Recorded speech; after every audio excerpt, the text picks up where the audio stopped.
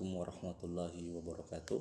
Baiklah, hari ini adalah pertemuan kedua kita pembelajaran daring. Langsung saja. Kalau kemarin kita telah membahas tentang pembaharuan dan gerakan pembaharuan dan modernisasi dunia Islam. Maka hari ini kita akan membahas tentang tokoh-tokoh pembaharuan dan modernisasi dunia Islam. Jadi tokoh pembaharuan yang pertama itu adalah seorang bernama Muhammad Ali Pasha, seorang keturunan Turki yang lahir pada bulan Januari tahun 1765 Masehi di Kawalah, sebuah kota yang terletak di bagian utara Yunani, dan meninggal di Mesir pada tahun 1849.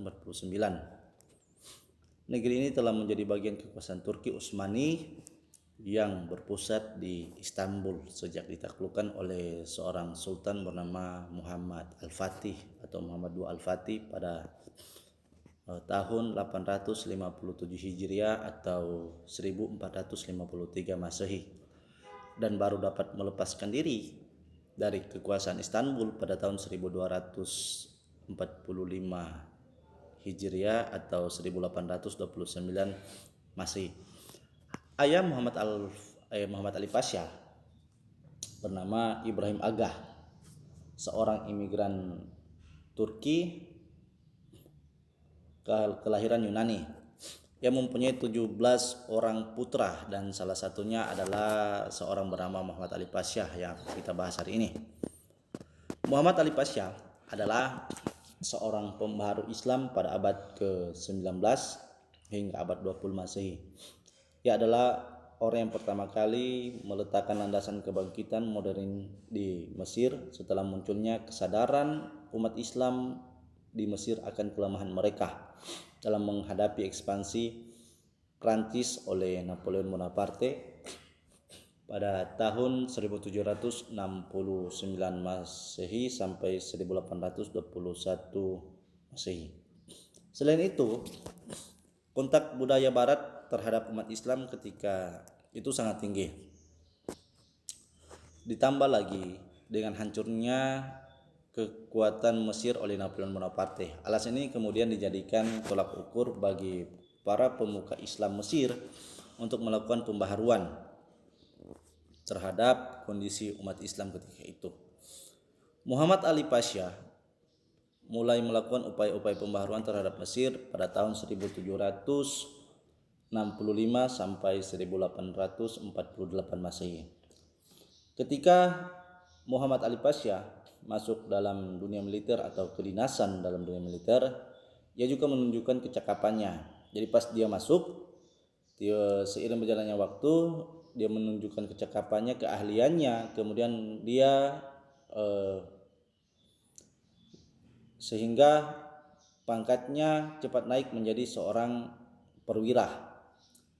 Ketika pergi ke Mesir, ia telah berhasil menduduki jabatan wakil perwira dan memimpin pasukan yang dikirim dari daerahnya. Ia juga seorang perwira yang berhasil merebut kekuasaan di Mesir setelah tentara Prancis kembali ke Eropa pada tahun 1801 Masehi. Muhammad Ali Pasha kemudian menjadi penguasa Mesir, menjadi penguasa penuh Mesir dan menjadi wakil resmi Sultan Kerajaan Utsmani di Mesir. Nah, untuk memajukan Mesir, yang dilakukan oleh Muhammad Ali Pasha itu adalah yang pertama pembenahan ekonomi dan dunia militer. Itu yang pertama, pembenahan ekonomi dan militer.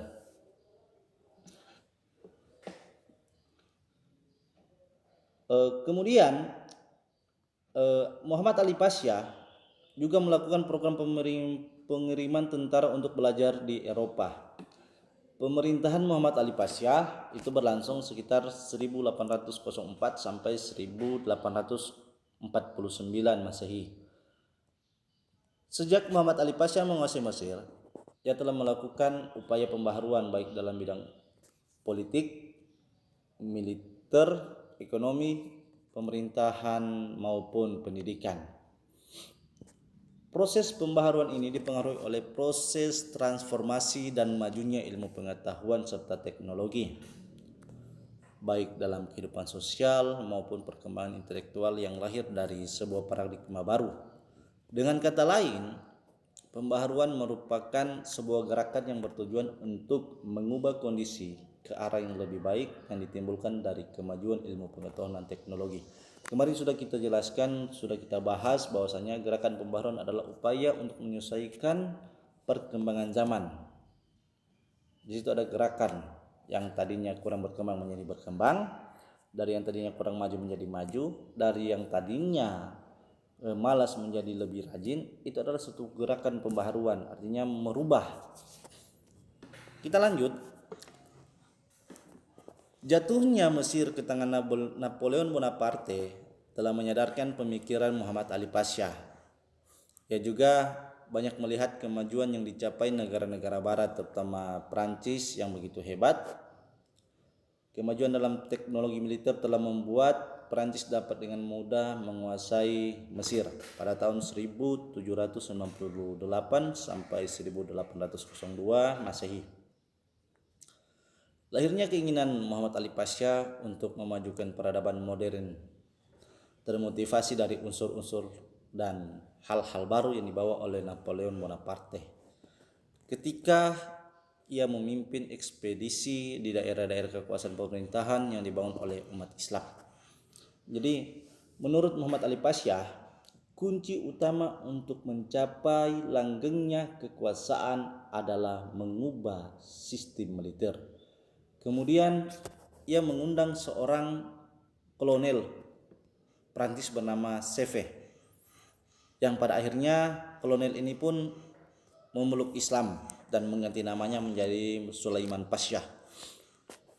Ia ditugaskan untuk melatih dan memodernisasikan angkatan bersenjata di Mesir. Untuk mendorong kekuatan militer dibutuhkan dana yang sangat banyak, terutama untuk keperluan bala tentara, dan semua itu harus ditunjang dengan sistem ekonomi yang baik.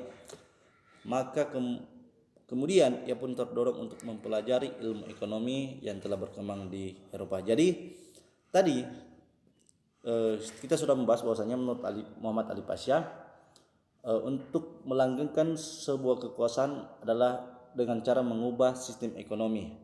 Tapi ingat, sistem ekonomi atau untuk mengubah sistem ekonomi itu sendiri harus dibutuhkan dana yang sangat besar, dan itu juga harus ditunjang dengan sistem ekonomi yang baik. Maka antara sistem ekonomi dan sistem militer itu harus jalan seimbang.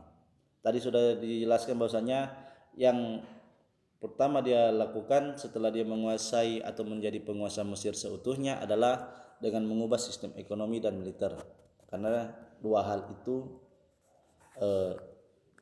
saling menunjang.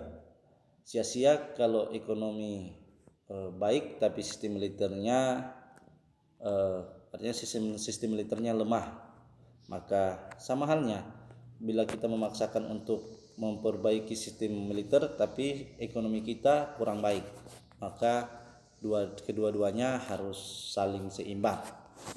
Kemudian tidak hanya militer dan perekonomian yang diperhatikan oleh Muhammad Ali Pasha. Jadi bukan hanya dua itu, militer dan ekonomi. Muhammad Ali Pasha ternyata telah mendirikan beberapa lembaga yang terkait dengan sekolah-sekolah modern. Yang pertama adalah Kementerian Pendidikan yang dibangun pada tahun 1815 Masehi, yang sebelumnya tidak dikenal sama sekali. Tugasnya saya pikir sama halnya dengan Kementerian Pendidikan yang ada di Indonesia, itu mengubah sistem pendidikan dan sebagainya. Kemudian yang kedua adalah sekolah militer, itu pada tahun 1815. Ini pembentukan sekolah ini untuk memperkuat kekuasaannya di Mesir. Kemudian yang ketiga, sekolah teknik pada tahun 1816 Masehi, didirikan agar rakyat Mesir dapat memproduksi persenjataan dan memiliki keahlian dalam berperang. Yang keempat, sekolah kedokteran yang dibangun 1827 Masehi. Ini tidak perlu saya jelaskan banyak sekolah kedokteran ini fungsinya apa. Saya pikir kalian sudah paham. Yang kelima, sekolah apoteker. Nah, ini sudah juga sama. Tak perlu saya jelaskan banyak. Saya pikir kalian sudah paham. Yang dibangun pada 1829 Masehi. Yang keenam, sekolah pertambangan yang dibangun pada tahun 1834 Masehi. Yang ketujuh, sekolah pertanian yang dibangun 1836 Masehi. Dan kedelapan, sekolah penerjemah yang dibangun pada tahun 1836 Masehi. Berbagai lembaga itu didirikan untuk memajukan rakyat Mesir. Adapun untuk tenaga pengajarnya, jadi tenaga pengajar Muhammad Ali Pasha ini mengambil guru dari Eropa, terutama Prancis, Inggris, dan Italia. Sedangkan untuk mengetahui ilmu pengetahuan Barat, Muhammad Ali Pasha mengirim beberapa pelajar ke luar negeri, artinya pertukaran pelajar lah.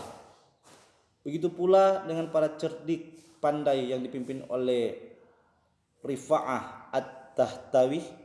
Berbagai ilmu pengetahuan dipelajari mereka, seperti ilmu politik, filsafat, dan beberapa ilmu sosial lainnya. Walaupun pada awal kekuasaannya Muhammad Ali Pasha tidak memperbolehkan mempelajari ilmu politik karena dianggap dapat membahayakan kekuasaannya.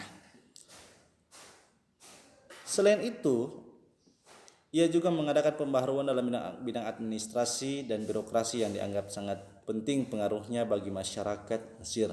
Karena masyarakat perlu dikelompokkan dalam satu pola budaya, tipe, dan organisasi. Sedang dalam bidang pertanian, Muhammad Ali Pasha menyuplai para petani dengan bibit-bibit pertanian. Jadi Muhammad Ali Pasha sendiri yang menyuplai, kemudian alat-alat pertanian dan pupuk untuk dikembangkan oleh para petani. Hasil pertanian kemudian diperdagangkan dengan keuntungan yang banyak. Adapun berbagai pabrik yang berhasil didirikan antara lain pabrik besi, pabrik gula, pabrik kertas, pabrik sabun, pabrik kaca. Dengan beberapa pembaharuan yang dilaksanakan atau dilakukan oleh Muhammad Ali Pasha, Mesir telah banyak mengalami kemajuan di berbagai bidang, meskipun mungkin usahanya itu belum mampu menandingi kejayaan bangsa Eropa. Tapi pada akhirnya ia juga membuat yang namanya sebuah perubahan, dapat memajukan Mesir. Namun setidaknya ia telah menunjukkan prestasi yang gemilang terhadap pembaharuan di Mesir. Oke, sekian dulu pembahasan kita tentang Muhammad Ali Pasha. Untuk pertemuan selanjutnya kita akan membahas tentang seorang bernama Muhammad Abduh. Terima kasih, tetap semangat, jangan lupa belajar, jangan lupa sholat, dan assalamualaikum warahmatullahi wabarakatuh.